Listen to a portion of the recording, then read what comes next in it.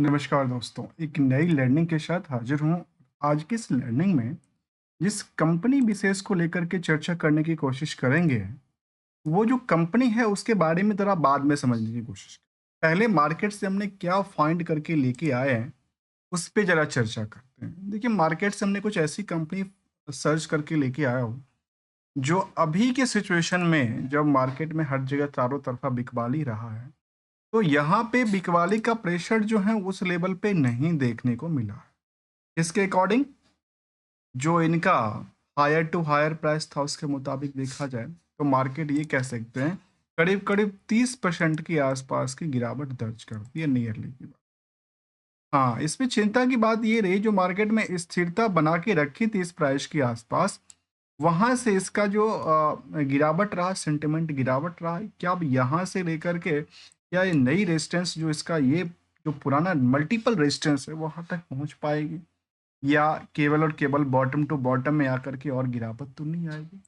Company के बारे में यदि देखा जाए तो ये जो कंपनी है वो कहती है कि वेस्ट वाटर मैनेजमेंट हो, एनर्जी एफिशिएंसी का कामकाज हो, उसमें डील करती है। कंपनी का नाम है ईएमएस लिमिटेड, और ईएमएस की बात किया जाए तो वाटर प्रोजेक्ट में डील करती है। इसके अलावा इनके पास काफ़ी सारे जिक्र करती है जिसमें कि वाटर ट्रीटमेंट के अलावा ये कंपनी कहती है कि करीब करीब जो प्रोजेक्ट इन्होंने किया है, अचीव किया के रखा है, जिसमें 50 कंप्लीटेड प्रोजेक्ट हैं। 1000 किलोमीटर का जो सीवेज पाइपलाइन है उस पे कंपनी का कारोबार कामकाज कर चुका है। 250 मिलियन प्लस जो लीटर्स सीवेज ट्रीटमेंट, जो सीवेज वाटर है उसको ट्रीटमेंट कर चुकी है। 1000 प्लस किलोमीटर की बात करें जहाँ पे पावर डिस्ट्रीब्यूशन लाइन बिछा रखी है। अल्टीमेटली क्या हुआ, ये कंपनी एक तरह से सपोर्टिंग शायद कंपनी हो गई पावर सिस्टम के लिए, और वेस्ट वाटर ट्रीटमेंट में कंपनी का कारोबार रहा। यदि अभी की सिचुएशन में देखा जाए तो ये कह सकते हैं कि बुक वैल्यू के मुताबिक मार्केट 400% की रैली थी, और इंट्रिंसिक वैल्यू के मुताबिक 119% की रैली थी। मतलब near about the intrinsic value के आसपास जो इनके एसेट्स की वैल्यूएशन निकल गया। स्टॉक भी नियर अबाउट द सेम है जो बाकी कंपनियों का है। ऑन एवरेज हमने देखा कि अभी मार्केट में नियरली 30% के आसपास गिरावट रही है। और यदि हम बॉटम से देखें तो अभी भी मार्केट करीब करीब वहाँ से जो बॉटम प्राइस है वहाँ से करीब 100% की रैली क्रिएट किया हुआ है। और ऊपरी सतह से आप इस प्राइस को देखेंगे तो ये कह सकते हैं करीब करीब 30% गिरावट रही है। ये आंकड़ा निकल के आती है। यदि हम आरओसी की आंकड़ा देखें तो 22 से 29% के बीच में है। प्रमोटर कंट्रोल कंपनी में अच्छी खासी है, 70% के आसपास। नेट इनकम मार्जिन भी करीब 20% सेविंग करती है।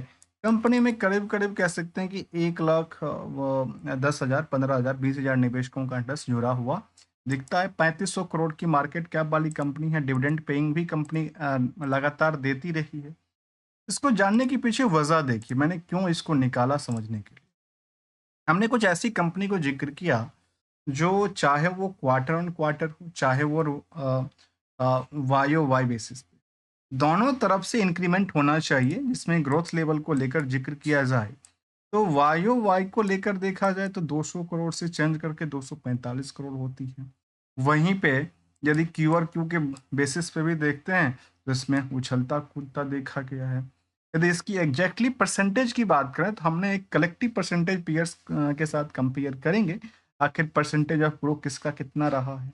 ऑपरेटिंग प्रॉफिट मार्जिन में बेटर रिजल्ट क्रिएट करके लेके आई है, और जो नेट प्रॉफिट था उसमें भी इसलिए पिछले वाई वाई हो चाहे वो क्यू और क्यू हो, दोनों तरफ से उछाल क्रिएट करती देखी गई। वहीं यदि इनकी एक कंसोलिडेट डेटा की तरफ चलें तो कंपनी का सेल्स लगातार बढ़ा है, प्रॉफिट का आंकड़ा लगातार बेटर रहा है, स्टॉक प्राइस लगातार बेटर करीब 50% तक की रैली क्रिएट करता है from the bottom side from the one in the 1 year.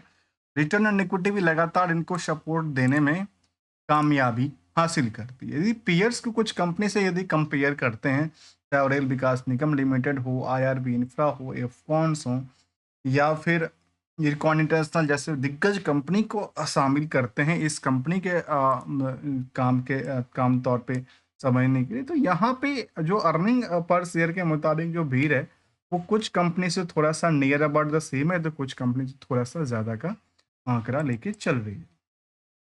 Book value के बारे में मार्केट में अस्थिरता है।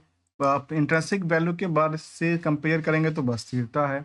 यदि कंपेयर करते हैं इस पॉइंट को जहाँ पे वाई वाई का हो, चाहे वो क्यू और क्यू का हो, तो हमने देखा कि इसमें ईएमएस लिमिटेड की बात कर रहा हूँ, जिसमें सेल्स में करीब 22% की ग्रोथ थी, तो प्रॉफिट में 35% की ग्रोथ। वहीं पे क्वार्टर ऑन क्वार्टर में 5% की सेल्स ग्रोथ, तो प्रॉफिट में करीब 2% के आसपास जिक्र करता। अब सोचिए जो बड़ी दिग्गज कंपनी है जिसका नाम है रेल विकास निगम लिमिटेड, जिसमें देखा गया कि वाई वाई बेसिस पे करीब 2% से 10% की गिरावट थी। वहीं क्यू आर क्यू में 5% से लेकर के 2.5% की गिरावट थी। तो दिग्गज के तौर पे एक जो नाम शामिल करता है वो करता है आईआरबी इंफ्रा, जिसमें अच्छी खासी ग्रोथ लेवल, चाहे वो वाई वाई का डेटा हो, चाहे वो क्यू आर क्यू का डेटा हो, बेटर रिजल्ट क्रिएट करती देखी गई। बट वो सर्विस सेक्टर से ज़्यादा जुड़ा हुआ है। यदि नेट इनकम मार्जिन की तरफ देखा जाए तो इस कंपनी की नेट इनकम मार्जिन को देखते हैं, इसका नाम ईएमएस है, वो 20% की सेविंग है। तो बाकी यदि हम बात करें, चाहे रेल विकास निगम लिमिटेड हो या फिर इरकॉन इंटरनेशनल हो, 7% की है, या जीआर इंफ्रा प्रोजेक्ट हो, केवल 14% की है। ऑन एवरेज जब बाकी कंपनियां की करीब करीब 7% की सेविंग है, तो उसके मुकाबले इनका जो रेश है काफ़ी तेज है। जबकि निवेशकों के इंटरेस्ट में ये जानने की जरूरत है, जो क्या इस कंपनी में एफआईडीआई की कोई होल्डिंग, तो कोई होल्डिंग नहीं। अच्छी बात ये रही जो मार्केट में जिस कंपनी में एफआई और डीआई की कोई होल्डिंग नहीं थी, प्रत्यक्ष रूप से वहां पे उस लेवल पे मार्केट की स्थिति में गिरावट नहीं दर्ज कर, ये हमने एक ऑब्जर्व किया है। तो जिस कंपनी में एफआई और डीआई की बहुत ज़्यादा भूमिका नहीं थी, वहाँ पे इस तरह की कोई बहुत बड़ी चिंता नहीं रही है। भले ही थोड़ा बहुत मार्केट गिरा है सेंटिमेंट को लेकर के, क्योंकि मार्केट में जब पूरे के पूरे इंडेक्सेशन पार्ट गिरते हैं, तो फिर क्या होता है, सबके अंदर ये लगता है कि शायद इसमें गिरावट हो सकती है। कंपनी के पास बैक टू बैक ऑर्डर भी मिलते जाते हैं, डिविडेंड की ट्रैक रिकॉर्ड भी मेंटेन करती है, पीयर्स के कंपैरिजन की बेटर पर बेटर रिजल्ट क्रिएट करती है। कुछ सालों की डेटाबेस जब से 1 साल से लिस्टिंग हुई है, तब से करीब 48% की ग्रोथ लेवल था, जबकि इनके जो पीयर्स हैं या फिर इंडेक्सेशन की मेन इंडेक्सेशन है,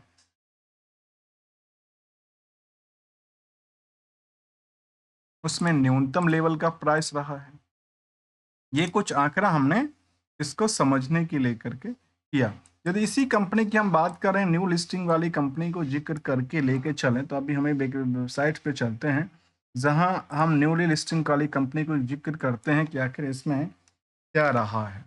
हम यहाँ पे सर्च करते हैं ईएमएस, और हमने ईएमएस को लिया, तो ईएमएस ईएमएस ईएमएस ईएमएस कोई कंपनी निकल के आ रही, ईएमएस लिमिटेड की हम बात कर रहे हैं। ईएमएस में देखा गया कि इनका जो ग्रोथ रेट आईपीओ के टाइम पे भी था, उसके मुकाबले सोचिए बड़ी रैली बनी।